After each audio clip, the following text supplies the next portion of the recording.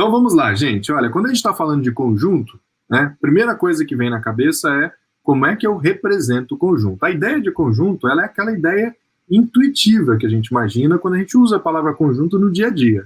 Então, pô, o que é o conjunto de alguma coisa? É um agrupamento, né, um agrupamento de itens. Né? Só que na matemática a gente sempre está muito preocupado em como é que a gente representa esses itens. Eu estou preocupado em como é que eu escrevo uma lista de coisas. Né? No dia a dia, o que a gente faz? Eu coloco uma coisa depois da outra, às vezes eu enumero, né? Item 1, item 2, item 3, às vezes eu coloco bullet points, né? Aqueles pontinhos, 1, 2, 3 e assim por diante. No caso do conjunto, a gente tem uma forma especial de trabalhar, né? E uma das formas mais comuns que existem é a gente utilizar, né? Em primeiro lugar, a gente usa letras maiúsculas para representar o conjunto, né? Então eu coloco A maiúsculo, B maiúsculo, C maiúsculo e assim por diante. E aí os elementos, eles vão estar dentro de chaves, né? Esse símbolozinho que a gente usou aqui, eu abro chaves, assim como eu posso abrir parênteses, abrir colchetes, né? São outros símbolos que a gente usa na matemática. Eu tenho o abrir chaves. E aí eu tenho, por exemplo, um conjunto formado pelas vogais, né? A, E, I, O e U, né? Conjunto A formado pelas vogais do nosso alfabeto português. Bom, esse é um jeito da gente enumerar, né? E aí eu também tenho outras formas de enumerar que vão aparecer bastante aqui com a gente. E talvez aquela que seja mais útil seja aquela que a gente chama de diagrama de Venn, né? O diagrama de Venn, ele é uma linha fechada, né? Ele pode ser, não precisa ser um círculo, tá bom? Ele pode ser, opa, deixa eu colocar aqui para baixo. Ele pode ser uma circunferência, ele pode ser, né, um objeto sem forma, né? Eu posso ter uma coisa mais ou menos assim, que não tem uma forma definida. Pode ser um retângulo, não faz diferença nenhuma. O importante é que seja uma figura fechada.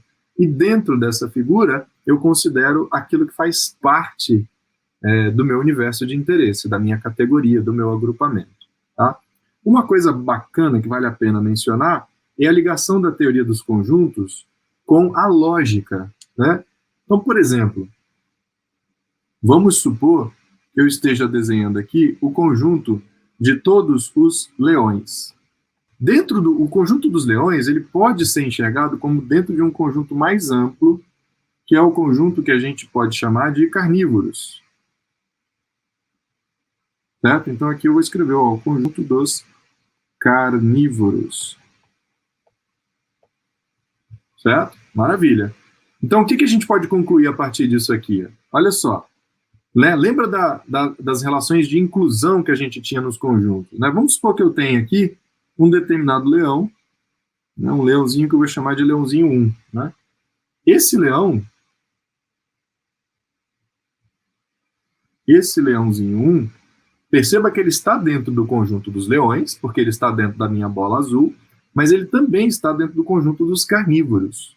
Certo? Então eu posso dizer que o L1 ele está contido no conjunto dos leões, mas o L1 também está contido no conjunto dos carnívoros. E o que isso tem a ver com a lógica?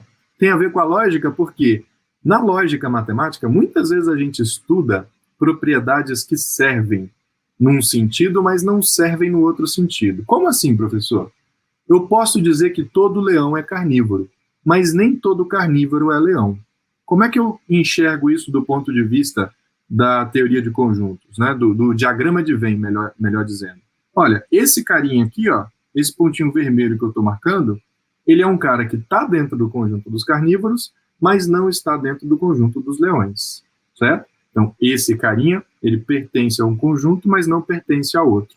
Então, a gente pode resumir isso na lógica matemática da seguinte maneira. Se leão, então é carnívoro.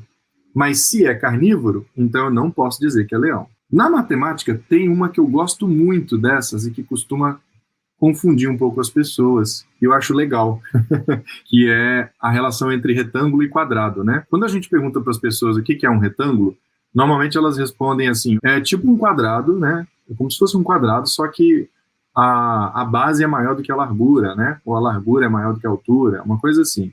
Então, a gente está muito acostumado a pensar num retângulo como sendo uma figura mais ou menos assim, né, caso ela esteja deitada, ou mais ou menos assim, caso ela esteja de pé.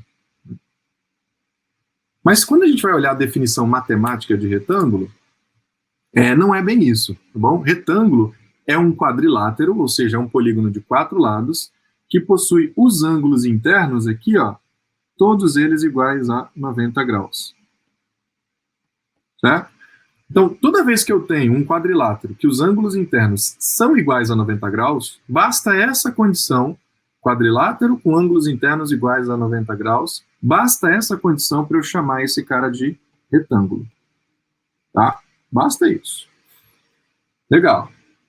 Então, se eu estiver desenhando, né, vamos colocar aqui um papelzinho quadriculado para a gente ver melhor. Se eu estiver desenhando, por acaso, esta figura aqui, então, se eu estiver desenhando essa figurinha aqui, ó, perceba que ela tem base e altura do mesmo tamanho, né? Essa figura, ela é um quadrado. A gente chama essa figura de quadrado. Mas essa figura também atende ao requisito que a gente falou agora há pouco. Ó. Os 4 ângulos internos são 90 graus. Certo? Então, esta figura aqui, ela é um quadrado? Ela é um quadrado, mas ela também é um retângulo. Certo? Então, se eu for desenhar, né, utilizando o meu diagrama de Venn, né, o meu diagrama fechado que a gente está acostumado, eu teria que fazer uma coisa mais ou menos assim. Eu tenho uma figura onde eu tenho aqui os quadrados, os retângulos, perdão, e dentro dos retângulos eu tenho um subconjunto que é o dos quadrados. Certo? Então, todo quadrado é retângulo, mas nem todo retângulo é quadrado.